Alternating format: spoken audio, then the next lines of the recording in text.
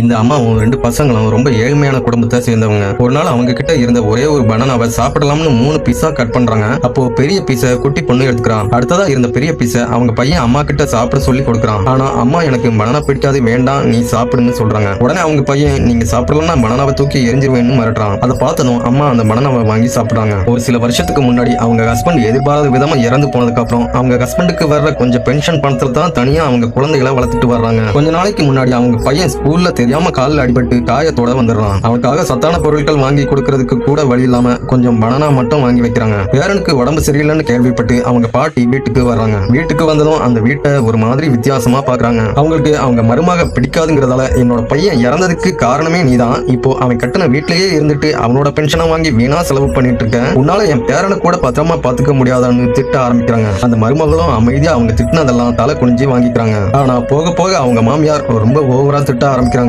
கடைசியில அந்த குட்டி பொண்ணு முன்னாடியே அவங்கள சாபம் போடுறாங்க. எப்பவும் அமைதியா இருக்க அந்த மருமக தாங்கிக்க முடியாம கோபத்துல பதில் பேச ஆரம்பிக்கிறான்.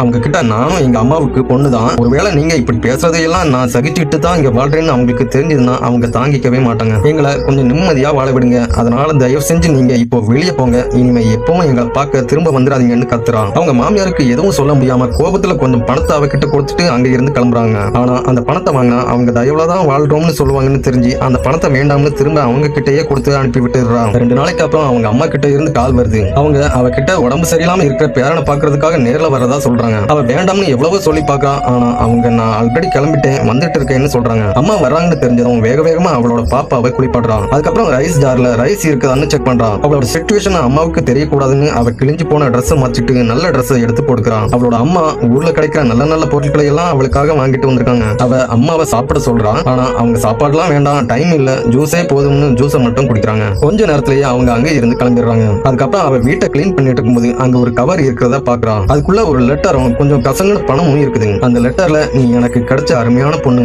உன்கிட்ட இப்ப கொடுக்கறதுக்கு என்கிட்ட நிறைய பணமும் இல்ல, நான் கொடுத்துருக்கிற பணத்தை வச்சு உனக்கும் பசங்களுக்கும் நல்ல ட்ரெஸ் எடுத்துக்கோ, உன்னோட லைஃப் இப்படி ஆனது நினைச்சு நீ எப்பவும் கவலைப்படாத, நீ எந்த தப்புமே செய்யலன்னு அவங்க அம்மா எழுதி வச்சுட்டு போயிருக்காங்க. அந்த லெட்டரை பார்த்துட்டு ஃபர்ஸ்ட் சிரிக்கிறான். ஆனா கொஞ்ச நேரத்துல அவளோட கண்கள் கண்ணீர்ல நிறைஞ்சிருது. உடனே அவளோட அம்மா ஞாபகம் வந்து அவங்க சேஃபா போய் சேர்ந்துட்டாங்களான்னு கேட்கறதுக்காக கால் பண்றான். ஆனா அவ பேசுறதுக்கு முன்னாடி அவ எமோஷன் ஆகி அவளால பேசவே முடியல. அவளோட அம்மா கடவுள் எல்லா இடத்துலயும் இருக்க முடியாதுங்கிறதால தான் அம்மாவை படைச்சாங்கன்னு சொல்றாங்க. நம்மளோட பார்வையிலையும் அம்மா ஸ்ட்ராங் ஆனவங்களா தெரியலாம், ஆனா அவங்களும் கஷ்டப்படுற டைம்ல கண்டிப்பா அவங்க சொந்த அம்மா தேவைப்படுறாங்க. சம்டைம்ஸ் நம்ம இதயத்தை மகிழ்விக்கிறதுக்கு அம்மாங்கிற ஒரு வார்த்தையே போதும். உங்களுக்கும் உங்க அம்மா ரொம்ப பிடிக்குமா? மறக்காம நம்ம சேனலை சப்ஸ்கிரைப் பண்ணிட்டு அம்மான்னு கமெண்ட் பண்ணுங்க.